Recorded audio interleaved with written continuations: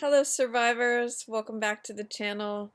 Today I wanted to talk about how the first narcissist that I interacted with helped me navigate the second narcissist. In case you wondering too, my dog's like right here. So that's if you see me petting something, that's what I'm petting. She's sleeping. Anyway, I wanted to talk about how my experiences with the first narcissist and how devastating and how confusing and overwhelming and all of those feelings helped me to learn and helped me to navigate my experiences with another narcissist and to kind of give you hope that maybe everything that you're going through right now or have gone through may be serving a purpose. And it may be serving two purposes, actually.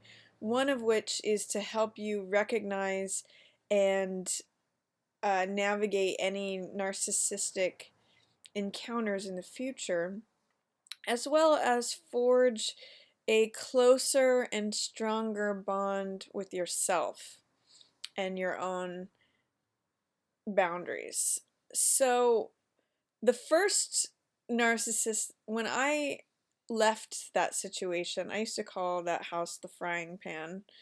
Um, and when I left, I was in pretty devastated shape. The best way that I can describe it is I felt electrocuted and I felt just very raw, very depleted, very confused. I just felt like I had been through the ringer. And so what was interesting is that maybe 6 months later, I ended up taking a job with a very narcissistic boss. And I recognized the personality or the archetype or the traits, the behavior. I recognized, oh my gosh, this person is just like this last person that I left. And it kind of felt like life was putting me through a test, like, okay, let's see what you've learned. Let's see how you handle this. And it was interesting because the second narcissist, the narcissistic boss, and I actually got along very well. And I was always very careful, though, to never step fully into his world. And that was part of what I'll consider the training that I had from the first one. So, through all that you're going, with all that you're going through, try to see it as it is information and training that you're going through to never repeat this again or to recognize it. Um, and one of the things that really helped me was learning that when we become overly dependent, or I don't know if that's quite the word, when we overly invested is what is a better phrase, in a narcissist, they capitalize on that and they take advantage of that. And they sort of milk it for all it's worth. And so one of the things that helped me navigate the experience with the second narcissist was knowing that and being armed and equipped with that. So, for example, one of the things that I did with them is I never worked full time for them. I only ever worked half time, even though he really wanted me to be full time. I only ever gave myself the availability to be half time because in the short time that I had been there at the beginning, I had observed that he didn't really respect boundaries with those who were full time. And I saw, okay, well, if I accept that, then I'm putting myself in that boat too. And I would be becoming too dependent upon him or too invested, putting myself too much at risk. Because if my income was dependent upon, pleasing him or following his potentially irrational rules, then like calling all hours of the night, for example, then I would be putting myself in jeopardy and putting myself at risk. So from having learned with the first narcissist of like living with him, working with him, looking to a future, you know, investing all my time in developing things on his property, um, I learned that by keeping part of my life separate and in check and not touchable, um, or just not overly invested, I could work for him and work part-time, and that would be it, and it would be fine. And consequently it was, because I wasn't putting myself at a point of being overly vulnerable or overly dependent upon, or at the mercy of, I guess is the best way to put it. So consequently, he was always trying to court after me to get me to work full time. And I was just like, you know, I'm really happy working for you part time. And I kind of got to see some of the benefits of having learned it with the last person, and learning how to maintain boundaries, how to think about what my needs were, as well as helping him, but not sacrificing my well-being and my needs in order to please him, and in order to become even a bigger part of the golden group, which was sort of like um, the people who had fully surrendered to him were, of course, his right-hand people, and got a lot of perks and a lot of benefits from that position. But, you know, I'm thankful, I'm so thankful to my first experience,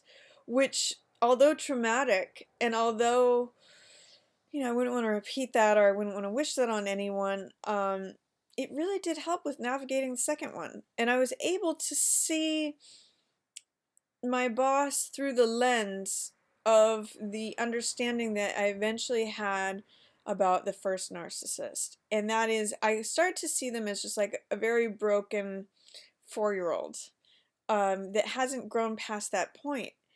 And if you can start to see them that way, and maybe even somewhat autistic, like not having a lot of access to emotional maturity or emotional development, that sort of thing, it gives you compassion towards them without being at the mercy of them. So for example, if you thought about it in as ridiculous of terms as going to work for a 4-year-old, or going and living with a 4-year-old, or God forbid, having a relationship with a 4-year-old, if you look at it in those terms, it not only creates a lot more compassion towards them, but it enables you not to set up the expectations, or give the involvement to have the sort of inevitable setup of being betrayed, being let down, being disappointed, being at the mercy of their irrational behavior. You know, they're often over emotionality in terms of not being vulnerable or actually sharing intimate emotions, because they can't access those themselves, but basically their fits of rage, or their fits of wanting things, or you know, if you think about your typical 4-year-old, they're gonna be a lot less level-headed and mature and emotionally stable as hopefully someone who's an adult. So all I can say is that began to serve me more and more as the relationship with this boss developed, and it was fun to be treated as part of the golden crowd, but I always took it with a real grain of salt and realized that this is not really about me and my needs and my wants and who I am as a person. He's not actually trying to connect with me necessarily, but he's trying to groom me as part of this golden flock and as being like a feather in his cap. And I actually saw him as a very sweet and just self-serving, but playful is where I kind of tried to go with it. Because if you think about like a 4-year-old's mentality, how you can serve them and how you can help them is really where they're at. So I just kept it in those terms, but always maintain my own boundaries and always maintain my own safety, my own needs. If he did call me late at night, I just wouldn't answer the phone. And whereas some of the other employees who worked for him full time and were completely dependent upon that job had to, because it was part of his expectation and part of his, demands. Um, and as time went on, he started to try to groom me and promising me more money and offering me these wonderful, beautiful positions. And part of me was really tempted to go in on it and to, it was almost like they promise you the world and they say exactly what you want to hear. And it's like, this is offered to you just because you're the one who has the skills and it's that flattery and that love bombing. But again, taking the experience, and this is what I'm really underlining for everyone who's watching this, who's been through this, you actually get to take that experience with you. And it's actually like a protective shield, or a protective like weapon, or a protective resource, like a book in a library that you can refer to, like a reference book. That experience, even though it was painful and you've been through it, you now have that to navigate any future things. Like part of what informed me, even though my mind, when he was making me that job offer, everything was firing like, wow, this sounds great. I can do this, and I can really accomplish a lot, and this could be good for me, and this could be good for him. And part of me stopped dead in the tracks and remembered, like, okay, you've been studying this. Narcissists don't keep their promises. They don't follow through on contracts. How many contracts have been made that have been bailed upon? And how many have been like, the terms that were agreed to followed through on? And all of that, those very sober words from the prior experience and from like researching it and studying it and learning about it, helped me make a very sane, comfortable, self-preserving, and self-caring decision.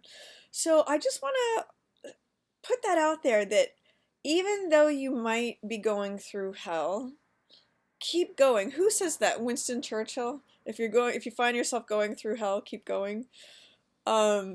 Because you walk out of it, even though it's like walking through a forest with monsters, and like you maybe get injured and you have to like, you get wherever, it's like that Hemingway quote that life breaks everyone and those who survive are strong in the broken places. If you go through a forest and you get all your bones broken, like that's kind of what the narcissistic experience can feel like. When you mend and after you heal, all those wounds are like doubly strong and doubly you're strong in the broken places, according to the words of Hemingway. So keep in mind, survivors, that as you've gone through this, you're actually getting a very rigorous education, and that this can help you navigate any future interactions that you have with narcissists, dependent almost solely upon the amount of work that you've done on yourself. If you don't actually heal, for example, if you still have the codependent traits that you had in the first relationship, you may repeat it. Like it may be, we will keep repeating the same lesson until we learn it. But if you learn from the first interaction and you walk away from it, and if you're broken and you heal from it, you actually really do the deep inner work that's required and have that reflection, you can walk away from it a lot stronger. And I just wanted to offer that as a reassurance that there may be a good purpose and a good reason. Not only that first one of navigating relationships with future narcissists, but also it's really an opportunity of bringing all those wounds to the surface to heal them deeply. If you think about, if in childhood you were trained a certain way, and if you think about it as like a leg that was broken, that never really healed correctly, so a wound, an injury, it's really to the self and to our self-concept and our boundaries. But if that's never really healed, the narcissist will like hit you at that weak point, and it will put pain on it. But you can reset it, and you can actually have that injury heal permanently or stronger than it's ever been to re um mend the relationship that you have with yourself, and to strengthen what may have been weak for most of your life, and maybe you're not even being conscious of it. To reprogram or retrain yourself to kind of be the parent to yourself that you never really got. And we as adults can do that. We have the ability and the capability to form our own beliefs and to train our minds to believe what we choose to believe, and to actually grow up and out of childhood programming and training. So I guess the summation of what I'm saying is that the hellish, traumatic, devastating experience with the narcissist can really have two wonderful effects if the correct amount of healing is done, and that is, one, protecting us and helping us navigate through future encounters with any narcissists, even helping to identify and recognize them and their behavior, and then two, really take us back and help us connect with ourselves and reform and heal old traumas, old wounds, false beliefs, all of that we may be carrying around as sort of like a injured, weaker, less capable form of ourselves. And the narcissist can help us, push us to the limit where we're willing to address all of that and heal from it in sort of a final way, if not a very strong way. You know, maybe an ongoing process, but in a very real way, I'll say. So take heart, and if you're going through hell, keep going, and you may come out the other end with two very surprising new tools in your belt. So realize it's not for nothing that you're going through all of this. Anyway, that's the video I have on how my first narcissist helped me navigate things with my second one. Everybody stay healthy, stay safe, and stay sane. Thanks so much for watching.